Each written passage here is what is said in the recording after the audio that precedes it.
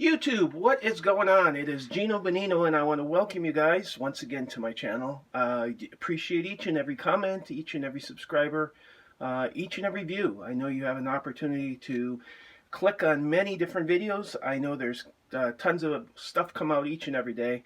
And again, I do appreciate you guys taking the time to click on this and supporting my channel. In regards of what you're looking at today, as I've talked about, alluded to a little bit, I'm going to start doing what I call a key of the week. I'm going to take a book that is a key book, and I'm going to feature it in a video, try to do a quick explanation about why it's a key, give a little information about it, and explain or why it's something that you should or shouldn't add to your collection, whether I think it's going to be kind of a long-term hold or it's something more of a quick flip. Or just a good read. I mean, there's many different reasons why a key issue is a key issue. I will usually, just going forward, I'll usually focus on true key issues, which in my book typically pertain to first appearances. I'll show the first appearance, and I do know that key issues can be anything from a death of to a new costume or joining a team or a significant event, but what I find is death of and joining teams and things of that nature tend to be a little bit more of a temporary thing, whereas obviously first appearances tend to be more of a permanent key and something that you can take with you, carry forward. Typically they'll follow generations and follow different different versions of a character or a comic book. So again, that's why I'm going to focus initially on that. And like I said, I'm going to call this Key of the Week, but I may not be able to get to one each and every week. It really depends on my workload in my civilian life. So, but anyway, here we go. The first one, as you can see, the book in front of you is Spider-Man 361, a significant comic as it's the first appearance of Carnage. Carnage being that guy down on the bottom of the cover on the in the red and black. Most of you, of course, know that, but there may be one or two people, perhaps, that don't. Carnage is one of those people where when this book first came out, people were a little lukewarm about it. I think the initial impression was he was just kind of a somebody who existed in the shadow of Venom. He was going to be basically a rip-off of Venom, and I believe that for that reason, people were unsure whether it was going to be a long-term character that had legs. It turns out that it has. I do know that the last series, Absolute Carnage, that Marvel put out this summer, was critically reviewed. It was critically accepted as a really good read. It certainly crossed many different titles for Marvel. And they've gotten into things throughout the years, the history of Carnage and why he does what he does, why he acts like he does, and for that reason, my gut feeling is Carnage is a definite character that's going to stick around in the Marvel bullpen of characters, and for that reason, again, I think he is a good character to feature. In regards to this book, this came out on April of 1992. The original cover price was $1.25, as you can see. It came out in both a newsstand version and a direct. The newsstand version being the one in front of you with the UPC symbol on the bottom. The direct issue, I believe, has a icon of Captain America. I'm not positive on that. I didn't look. I do have both. And if my understanding correctly, newsstand to direct in this day and age was probably somewhere in the neighborhood of about a 1 to 10. So for every 10 direct issue books that are out there, there's probably one newsstand version. At least, again, that's my understanding. That's not an absolute fact. And I do remember when this book first was released. And I do remember that the problem with it was heavily printed. The print run on this was 68,700, which is a pretty high print run, especially by today's standards. Now, keep in mind, back in the 90s, that wasn't that terribly high of a print run for a first character book.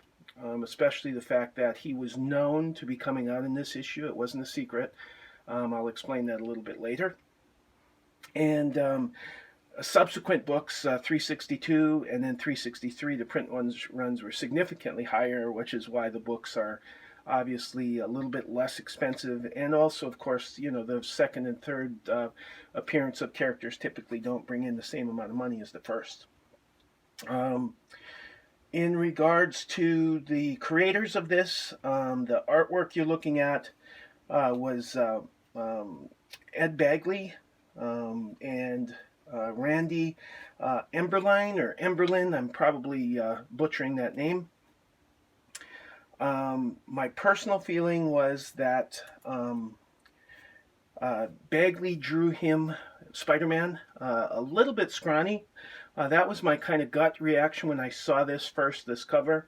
I have since it's grown on me a little bit more. It's something that I kind of, again, it's just like music. Sometimes you'll hear a song that you don't really like that much at first, and then as you listen to it in subsequent listenings, it gets better and better. And that's kind of how I feel about this cover art.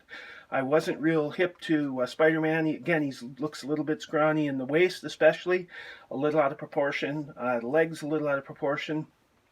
But I have since kind of taken a bit of more of a liking to the book. So again, that's just kind of the way I felt about it. And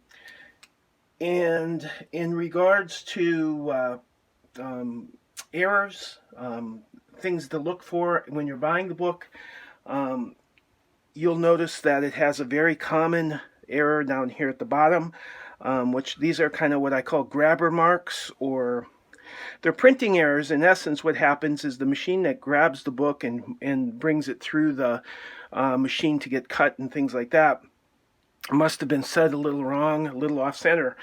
And for that reason, what you have is little cut marks at the bottom. Now, most of the books had this, not all of them. If you think about it, as books are going through the little machine, it'll be like probably 3 or 4 will get the cut, and then one won't, just the way that it kind of lines up. So again, I don't know the exact ratio of those with the error to not. I do know, though, it's something to be aware of.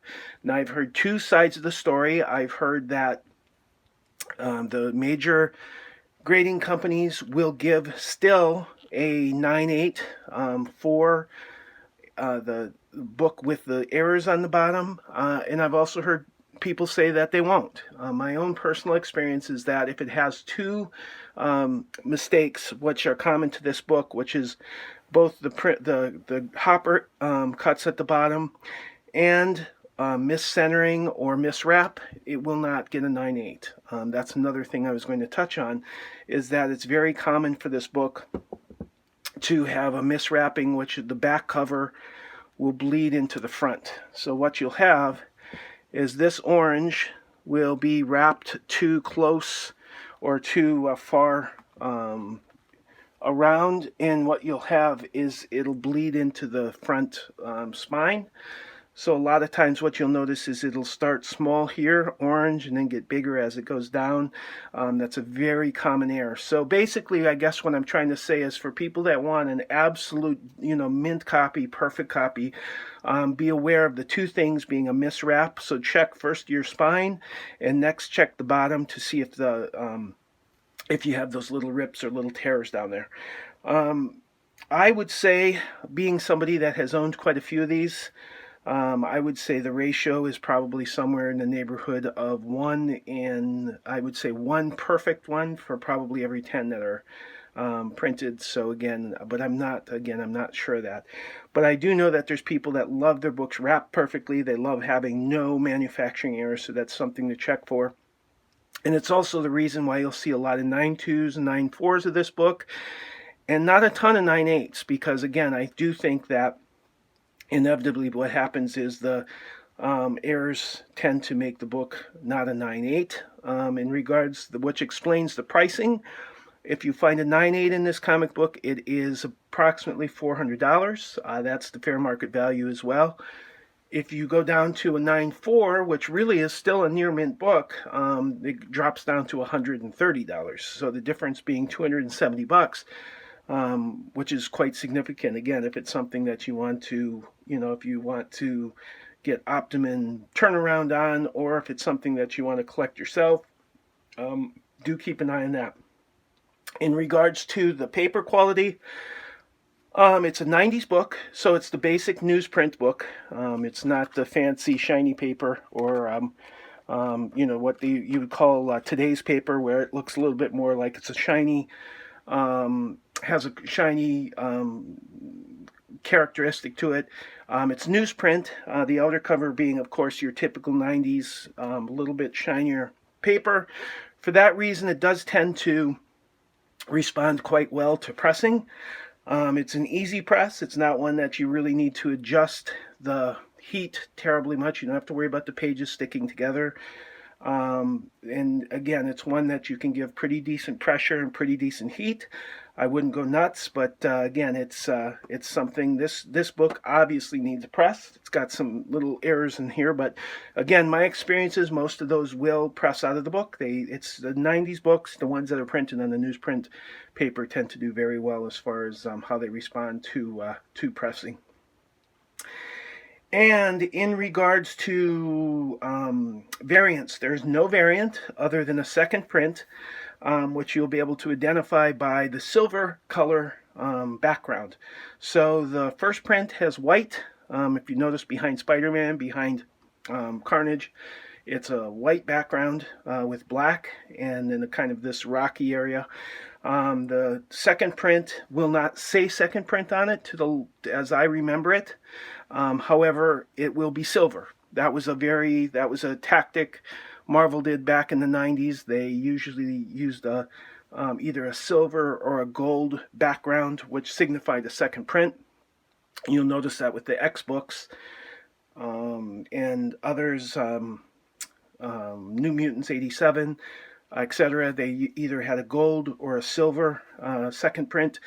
This one had silver. So a lot of times they're the people that have collected for a long time, because it does not say silver, it does not say second print, will mistake the one for the other. So be advised, white background, first print, silver background, second print. And in regards to other than that, there is no variance. Again, this was before variants were a big thing, so they didn't do that. I did mention again that the print run was quite high, 68,700. So let's look inside and figure out where he makes an appearance. Now, the issue before this, 360, Carnage makes a cameo. You do get to see Carnage, but this is his first cover appearance, first full appearance as well. And what you notice is when you open the book, he's right there. So he doesn't take long to make himself known. As the story progresses in this first part of the book, he does not fight Spider-Man. He basically kills a civilian. He kills a friend of Peter Parker. And he does that. What you notice, and the reason they do this, I think they kind of set up his powers. They show that he can make his appendages turn into he can throw projectiles, and he kind of uses this as pointy things. You can imagine that he stuck it in the eyes or up the nose of Chip, which is this person right here.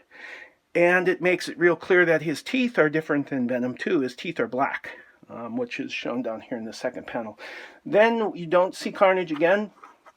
You do see Venom, but you don't see Carnage again until page 16, which is where he, right here, this is his coming out to Spider-Man.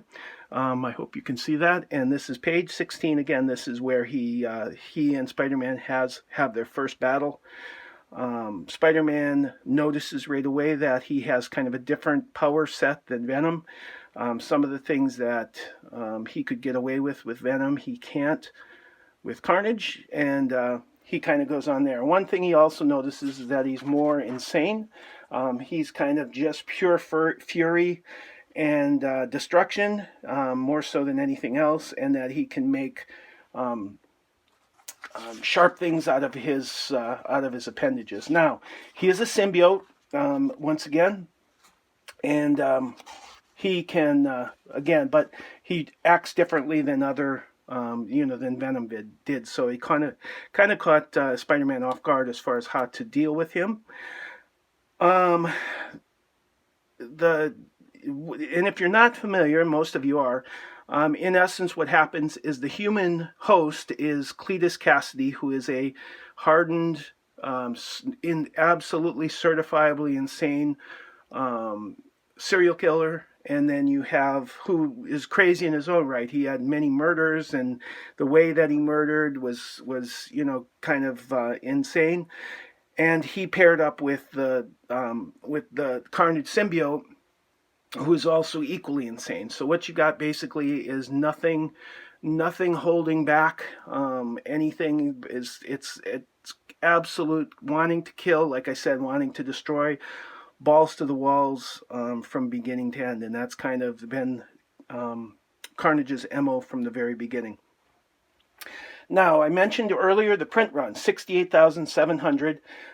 This issue right here, which is 359, came out 2 months prior, is a big reason for the huge print run. A lot of people may not know this, but they, in essence, previewed Carnage in the very last page of this book. So if you have issue 359, turn to the very back, and turns out right there is a preview. It mentions a new villain is going to be coming out.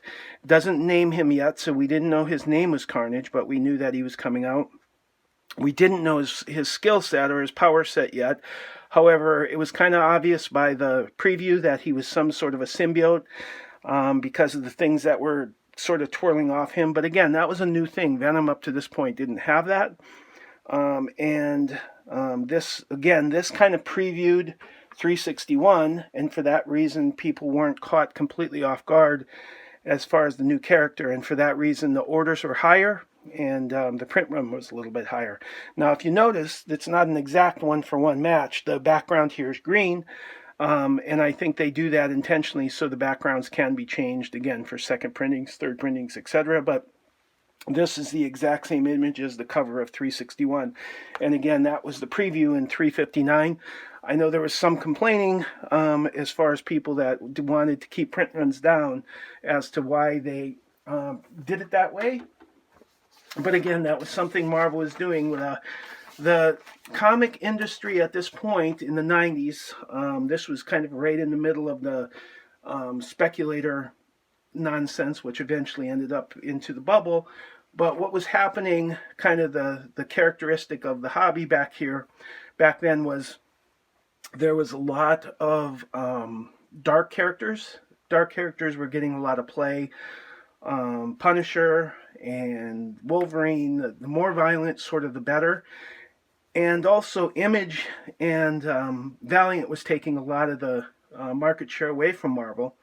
So what Marvel did is came out and wanted to preview this character being as nasty as possible, and for that reason, they wanted to get a high, they wanted their sales to be high, understandably. So that was why they previewed in 359 the cover for 361. As far as characters in this issue, a little bit of trivia. There's a mention of Donald Trump. Believe it or not, he's mentioned. The Ramon's first appearance is in this book as well. Eddie Brock and Venom are in here, but as a recap, basically thinking back. And that's about it. As far as collectability, here's my feeling on this book. This will never, I don't think, ever be. It's the price of the book right now. Like I mentioned, it's a $400 book in 9.8. It's if you buy a nice copy raw, depending on condition, it's probably going to set you back somewhere between $70 and $100. For, like, I would say fine and better, possibly very fine and better. And that's been pretty consistent now since since the Venom movie was announced. So I don't see this ever jumping to be a huge book. It'll always be sought after. It'll always be collectible, because what happens as new collectors come up to and start their collection, this is one of those books that they like to have in their collection. Even though it has a high print run, it's still a well-known book, and it's still a very recognizable book. You see it up on a wall, you see it on a shelf, you know immediately what it is. And Carnage tends to have a pretty good fan base, younger fan base, and for that reason, the younger fan base, people that are starting new collections, want to have a book like this in their PC. But I don't ever think, because of how many issues there were and the fact that a lot of them were purchased, put in plastic and boarded up and put in in their long and short boxes, there's quite a few of these out there. So I don't think this will ever get to that point where it turns into a huge, $1,000 such book. I just don't. I could be wrong, again, but I just don't see it happening, just because the prices have been fairly consistent. Now, it has had its spike. It had spiked prior to the first Venom movie, and it's going to spike, I can almost guarantee you, before the second Venom movie, because Carnage is going to be featured as a major player in the movie. But as far as after that, it probably will settle down to about the same price as I would say the market has spoken. And raw copies are going to be in the $70 or $100 range. 9/8 probably in the $400 and up. Now that is the one I would say category that the book will probably constantly rise. If you have 9/8 copies, there's only so many of those to go around. And again, a lot of people that have gotten 9/8s, they're already out there. They've already been slabbed. You're going to find a bunch of near mint copies. You're going to find a bunch of 9/2s, 9/4s, 9/6s. But again, 9/8s are not going to be as highly represented as the other issues. And for that reason, I believe the 9/2s, 9/4s, 9/6s will kind of stay within the same price range of what they are, which is in probably the $200 and less range. Do I feel that it's a good book to have? Absolutely. I think it's one. I think, again, Carnage has demonstrated himself to be a player, and he's going to stick around for a while. I think like I said, I think he's going to be a Marvel stable. He's going to be in the Marvel stable of supervillains for the rest of the time. But again, do I see him going absolutely skyrocketing? Not necessarily. And again, the issue didn't catch anybody off guard. It was it was kind of well advertised that he was coming out, and for that reason, there was a lot. It was a high print run. But again, I do feel that it's a good book to have. I wouldn't overpay for it. I think between now and probably the second movie is going to be a good time to sell, bad time to buy, because prices will be high. I think after the movie has played, Venom 2 has played, made its way through theaters, whether it's good or bad or indifferent, it doesn't much matter. I think the book will settle back down to probably about the same price that it is now. So if you're looking to stretch out your dollar, my recommendation would be wait, let it play out, and then if you want to pick up a copy or two for your PC, wait and do it after the movie has previewed and play. If you're a person that's holding this and want to sell this, what I would recommend doing is wait until the first Carnage preview hits TV screens, because hopefully they do him justice as far as his nastiness and his abilities. And once that first preview hits TV screens, I have a feeling the book will see a second spike, and then again it'll settle back down again. So good time to sell obviously is when it spikes that second time. But what happens sometimes, and again a lot of seasoned people know this, everybody's thinking the same way. So what happens is when that preview comes out, the market gets flooded, which again is naturally something that kind of flattens out the resale market as well. So that's it, guys. That is my spiel. That is my key of the week, Spider-Man 361. Again, a good book to have, a very recognizable book.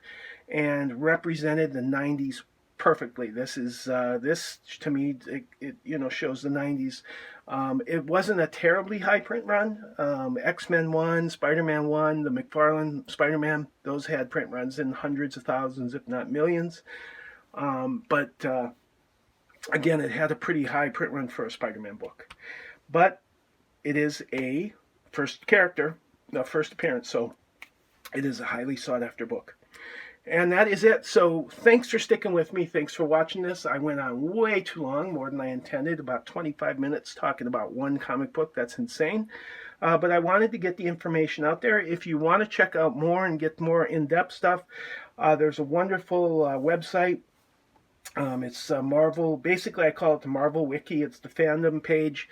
And you can pick an issue. It'll tell every character in there. It'll tell everybody that's mentioned, what happens, a synopsis, etc.